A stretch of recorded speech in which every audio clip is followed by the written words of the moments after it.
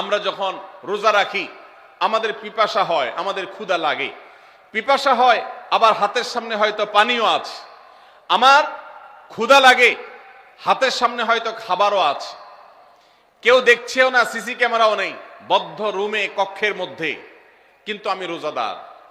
কোন রোজাদার রোজার মধ্যে খায়, পান করে? কেন? কারণ সে জানে আল্লাহ নিষেধ করেছেন। আমরা যখন ইফতার সামনে নিয়ে বসে থাকি সন্ধ্যাবেলায়, ভাইরা আমার, সারা বছর নাস্তা তো আল্লাহ তাআলা কম হোক বেশি হোক সবাইকে করার তৌফিক দেন, আমরা সবাই তো কম বেশি নাস্তা করি। সারা বছর আপনি যদি বুফে গিয়ে 100 আইটেমের নাস্তা দিয়েও আপনি খাবার গ্রহণ করেন, সকালের ব্রেকফাস্ট আপনি খান, ইফতারের সময় মাত্র 2-4টা আইটেম নিয়ে বসে থেকে আজানের জন্য, সূর্য ডুবার জন্য যে অপেক্ষা করেন, ওই অপেক্ষার সময় যে অবর্ণনীয় স্বাদ আর তৃপ্তি পাওয়া যায়, পৃথিবীর সমস্ত খাদ্য গ্রহণের মধ্যেও এই তৃপ্তি বা স্বাদ নাই। নবী সাল্লাল্লাহু আলাইহি ওয়াসাল্লাম সেজন্য বলেছেন, লিসসাইমি ফারহাতান, রোজাদার ব্যক্তিকে দুটি আনন্দ দেওয়া হয়, ফারহাতুন ইনদা ফিতরি ওয়া ফারহাতুন ইনদা লিকাই রাব্বি।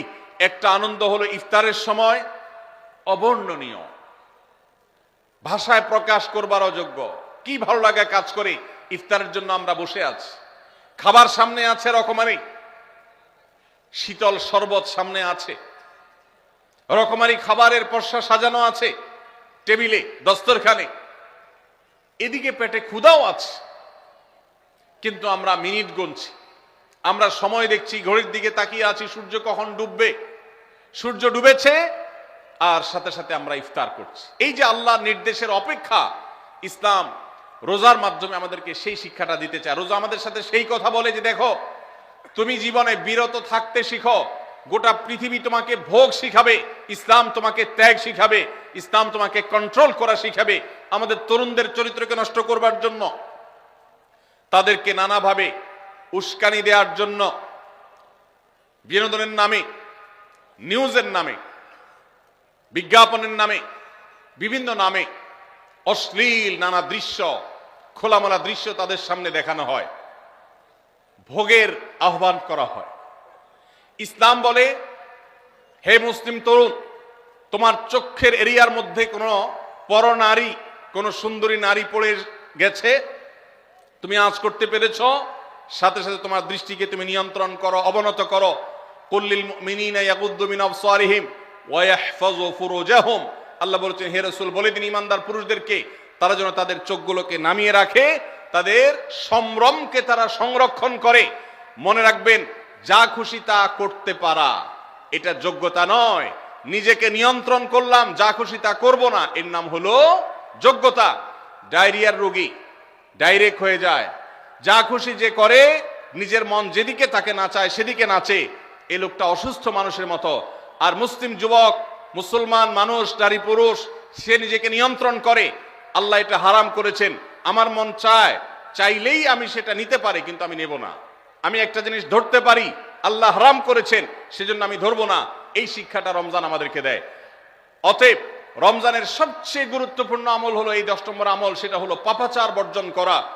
নবী সাল্লাল্লাহু আলাইহি ওয়াসাল্লাম বলেছেন, যে ব্যক্তি রমজানে রোজা রাখলো আর পাপাচার বর্জন করলো না, তাহলে এই রোজা রাখার উপোস থাকার ভিতরে কোনো পার্থক্য নাই। আল্লাহ আমাদের সবাইকে রমজান মাসে রোজা থেকে সকল হারাম, সকল নাজায়েজ কাজ, সকল গুনাহের কাজ ছাড়ার তৌফিক দান করুন, বলুন আমিন। ভাইরা আমার, 11 নম্বর আমল হলো অধিক পরিমাণ দোয়া করা। রমজান মাসে রোজা রেখে আমরা বেশি বেশি দোয়া করব। চলতে ফিরতে, উঠতে বসতে দোয়া করতে পারেন। আমাদের মায়েরা অনেকে শুনছেন আমাকে, রমজান মাসে আপনি গৃহস্থলী কাজ করছেন, রান্না বাড়া করছেন, ঘর ঝাড়ু দিচ্ছেন, আর মনে মনে আল্লাহর সাথে কথা বলেন। দোয়া মানে আল্লাহর সাথে কথোপকথন। আল্লাহ, আপনি আমাকে মাফ করে দেন, আমার বাবাকে মাকে মাফ করে দেন, সন্তানগুলোকে হেদায়েত দান করেন, চোখের পানি ফেলেন। নিয়মতান্ত্রিক দোয়া, বসে বসে হাত তুলে দোয়া করবেন কেবলামুখী হয়ে, আবার চলতে ফিরতে, উঠতে বসতে, এমনকি ওযু নাই সে অবস্থায় দোয়া করবেন। নবী সাল্লাল্লাহু আলাইহি ওয়াসাল্লাম বলেছেন, 3 ব্যক্তির দোয়া ফিরিয়ে দেওয়া হয় না। কয় ব্যক্তির দোয়া? সালাতুন লা তুরাদ্দু দাওয়াতুহুম, 3 শ্রেণী মানুষের দোয়া ফিরিয়ে দেওয়া হয় না। এর ভিতরে এক শ্রেণী হলেন মাজলুম, কারোর জুলুমের শিকার হয়েছে। এই ব্যক্তি জালেমের বিরুদ্ধে যে তার মনের আকুতি থাকে, বদদোয়া থাকে, আল্লাহ সুবহানাহু ওয়া তাআলা এটা ফিরিয়ে দেন না। এই জন্য পৃথিবীর ইতিহাসের কোন জালিম আপনি দেখাতে পারবেন না যেই জালিমকে আল্লাহ ছেড়ে দিয়েছেন, আল্লাহ ছাড় দিয়েছেন কিন্তু চূড়ান্ত ভাবে ছেড়ে দিয়েছেন, এমন কোন জালিম আপনি দেখাতে পারবেন না। এই জন্য ভাই কখনো কোন অবস্থাতে কারো প্রতি আমরা জুলুম করব না, আল্লাহ আমাদেরকে সেটা মানার তৌফিক দান করুন। তাহলে 3 ব্যক্তির দোয়া কবুল হয়, ফেরত দেওয়া হয় না। তার ভিতরে একজন হলো মাজলুম, যার প্রতি আপনি জুলুম করেছেন, সে আপনার বিরুদ্ধে যে বদদোয়া করে, এটা লাগবেই লাগবে, আজ হোক আর 2 দিন পরে হোক। নাম্বার 2, মুসাফির, যে ব্যক্তি সফরে আছে, সফররত অবস্থায় সে যদি দোয়া করে, সে দোয়া আল্লাহ তাআলা কবুল করেন। 3 নম্বর হলো রোজাদার ব্যক্তি, আসসাইম হাত্তা ইফতির, রোজাদার ব্যক্তি সারাদিন ভর রোজা করলে ইফতার রাগ পর্যন্ত, সারাদিন দোয়া করলে ইফতার রাগ পর্যন্ত তার দোয়া কবুল হয়। এই জন্য রোজা রেখে আমরা বেশি বেশি আল্লাহর কাছে দোয়া করবো ইনশাআল্লাহ। চলতে ফিরতে উঠতে বসতে মনে মনে আল্লাহর সাথে কথা বললেন, চাওয়া দাওয়াকে পেশ করলেন, বাস এইটাই হলো দোয়া।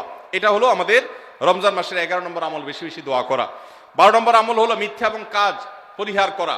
রমজানের সকল পাপাচার তো পরিহার করবই, বিশেষভাবে মিথ্যা কথা, মিথ্যা কাজ পরিহার করা। কারণ নবীজি সাল্লাল্লাহু আলাইহি ওয়াসাল্লাম এর জন্য আলাদা নির্দেশ করেছেন। তিনি বলেছেন, মাল্লাম ইয়াদা কাওলা যুরি ওয়াল আমালা বি ফালাইসা লিল্লাহি হাজা আন ইয়াদা তাআমাহু ওয়া শারাবা। যে ব্যক্তি রমজানে রোজা রেখে মিথ্যা কথা, মিথ্যা কাজ ছাড়লো না, তার উপোস থাকায় আল্লাহর কোনো ঠেকা পড়ে নাই। 13 নম্বর আমল হলো অশ্লীলতা এবং বিবাদ, বিতণ্ডা, ঝগড়া এগুলো পরিহার করা।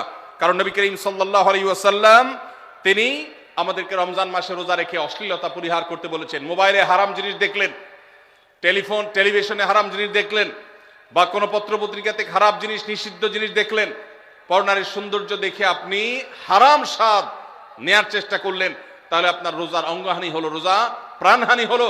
এই রোজা নয়। এই জন্য এটাকে রমজান মাসে পরিহার করতে হবে, অন্য সময় তো বটেই।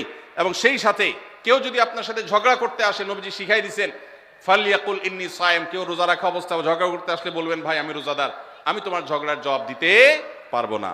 তাহলে ঝগড়া পরিহার করার জন্য রমজান মাসে আমরা এক্সারসাইজ করব। 14 নম্বর, যে কোনো ভালো কাজ, যে কোনো নেকামল রমজান মাসে বেশি বেশি করবেন। কেন? কারণ রমজানের শুরুতে একজন ঘোষক বলে, ইয়া বাগিয়াল খাইরি আকবিল, হে ভালো কাজ প্রত্যাশী, যে ভালো কাজ করতে চাও, রমজান মাসটাই হলো ভালো কাজের সওয়াব বেশি পাওয়ার। অতএব এই মাসে ভালো কাজ করে, নেকামল করে, ইবাদত করে, কোরআন তেলাওয়াত, জিকির, আজকার যত রকম আছে এগুলো করে জান্নাতের পথে অগ্রসর হয়ে যাও। 16 নম্বর আমল হলো রোজাদারকে ইফতার করানো, অর্থাৎ নিজে ইফতার করার পাশাপাশি অন্য কোন রোজাদারকে ইফতার করাইলে আল্লাহ তাআলা ওই রোজাদার যে পরিমাণ সওয়াব পাবেন, আপনাকেও সেই পরিমাণ সওয়াব দিবেন ইনশাআল্লাহ। 17 নম্বর আমল হলো বেশি বেশি কোরআনে কারীমের তেলাওয়াত করা। রমজান মাসে আল্লাহ তাআলা আমাদের সবাইকে, 15 নম্বর বাদ গেছে, মাশাআল্লাহ, এত মনোযোগ সহকারে কথা বলছে এবং নোট করছে দেখা যাচ্ছে। তাহলে আমরা আবার পেছনে যাচ্ছি ইনশাআল্লাহ। 15 নম্বর আমল হলো বেশি বেশি ইস্তেগফার করা। বেশি বেশি কি করা? ইস্তেগফার করা, অর্থাৎ ক্ষমা প্রার্থনা করা। কেন ক্ষমা প্রার্থনা বেশি করবেন? কারণ নবী করিম সাল্লাল্লাহু আলাইহি সাল্লাম বলেছেন, ওয়ালিল্লাহি উতাকাউ মিনান নার ওয়া যালিকা ফি কুল্লি লাইলা। রমজানের প্রত্যেক রাতে আল্লাহ তাআলা বহু মানুষকে জাহান্নাম থেকে মুক্ত ঘোষণা করেন। ভাইরা আমার, আমাদের পাপাচারের কারণে জাহান্নামীদের তালিকা নাম উঠে থাকলেও রমজানে আল্লাহ বহু মানুষকে ঠিক দেন যে এই লোককে জান্নাতি ঘোষণা করা হলো, জাহান্নাম থেকে মুক্ত ঘোষণা করা হলো। এই জন্য এই মাসে আল্লাহর কাছে বেশি বেশি মাফ চাইতে হয়, ইস্তেগফার করতে হয়, চোখের পানি ফেলে দোয়া করতে হয় যে আল্লাহ আপনি মাগফিরাত নসিব করেন। এটা হলো 15 নম্বর আমল। 16 নম্বর আমল হলো রোজাদারকে ইফতার করানো। নিজে ইফতার করবেন, পাশাপাশি রোজাদার ব্যক্তিকেও ইফতার করাবেন। নবী সাল্লাল্লাহু আলাইহি সাল্লাম বলেছেন, যদি কোনো ব্যক্তি কোনো রোজাদারকে ইফতার করায়, তাহলে যেই ব্যক্তি তাকে ইফতার করালেন তার রোজার সওয়াব তো সে পাবেই, আপনি ইফতার করায়া সমপরিমাণ সওয়াব লাভ করবেন ইনশাআল্লাহ।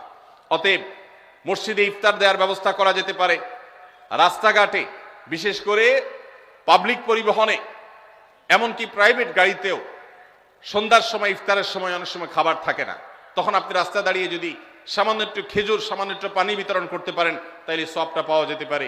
আপনার বাসায় আশেপাশে অনেক অভাবী মানুষ আছে, তাদের বাসায় আপনি ইফতার পৌঁছে দিতে পারেন, এর মাধ্যমে রোজাদারকে ইফতার করানোর সওয়াব পেতে পারেন।